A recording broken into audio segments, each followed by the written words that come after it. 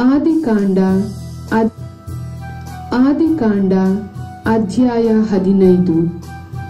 ಈ ಘಟನೆಗಳೆಲ್ಲ ನಡೆದ ಮೇಲೆ ಅಬ್ರಾಮನಿಗೆ ಒಂದು ದಿವ್ಯ ದರ್ಶನ ಆಯಿತು. ಅದರಲ್ಲಿ ಸರ್ವೇಶ್ವರ ಸ್ವಾಮಿಯ ಈ ವಾಣಿ ಕೇಳಿಸಿತು.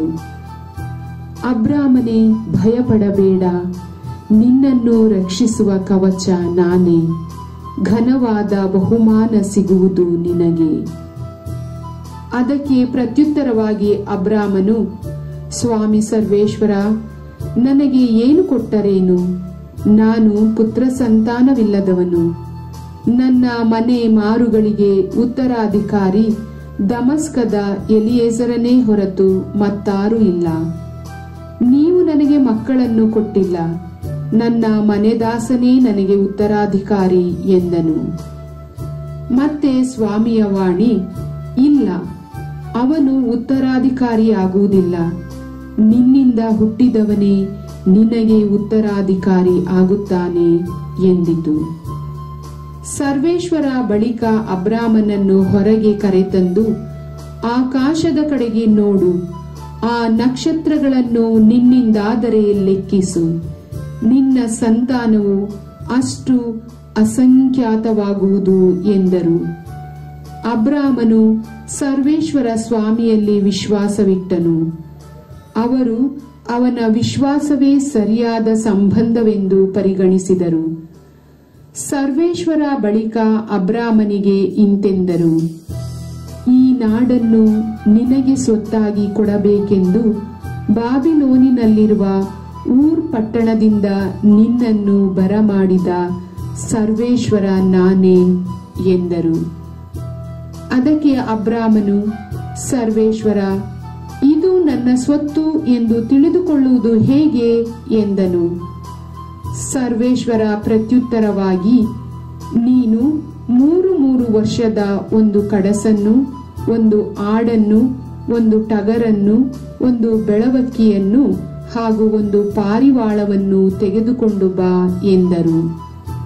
ಅಬ್ರಾಮನು ಅವುಗಳನ್ನೆಲ್ಲ ತೆಗೆದುಕೊಂಡು ಬಂದು ಆ ಪ್ರಾಣಿಗಳನ್ನು ಕಡಿದು 2 ಹೋಳು ಮಾಡಿ ತುಂಡಿಗೆ ತುಂಡನ್ನು ಎದುರಾಗಿಟ್ಟನು. ಪಕ್ಷಿಗಳನ್ನು ಮಾತ್ರ ಕಡಿಯಲಿಲ್ಲ.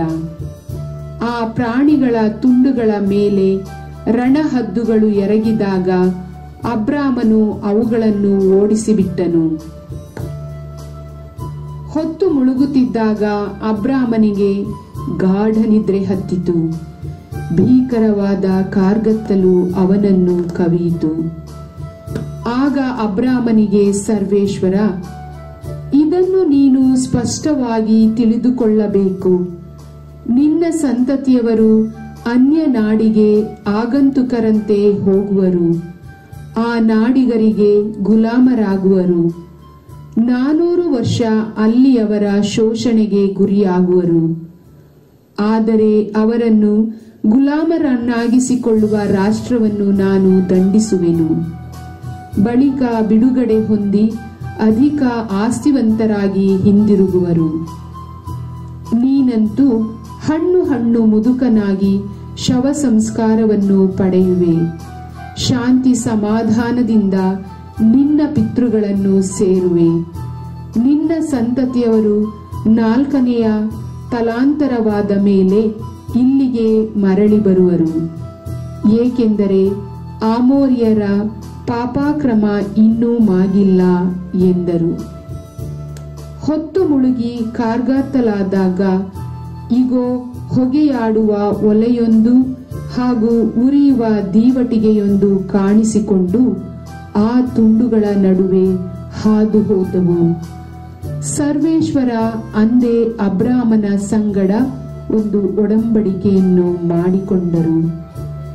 ಈಜಿಪ್ಟಿನ ನದಿಯಿಂದ ಯೂಫ್ರಟಿಸ್ ಮಹಾನದಿಯವರೆಗೆ ಕೊಡುವೆನು ಈ ನಾಡೆಲ್ಲವನ್ನು ನಿನ್ನ ಸಂತತಿಯವರಿಗೆ. ಅಂದರೆ ಕೆನಿಯರು, ಕೆನಿಜಿಯರು, ಕದ್ಮೋನಿಯರು, ಹಿತ್ತಿಯರು, ಪಿರಿಜಿಯರು, ರೆಫಾಯರು, ಆಮೋರಿಯರು, ಕಾನಾನ್ಯರು, ಗಿರ್ಗಾಶಿಯರು ಹಾಗೂ ಯಬೂಸಿಯರು ವಾಸವಾಗಿರುವ ಪ್ರಾಂತ್ಯಗಳಿಂದ ಕೂಡಿರುವ ಈ ನಾಡನ್ನು ಕೊಡುವೆನು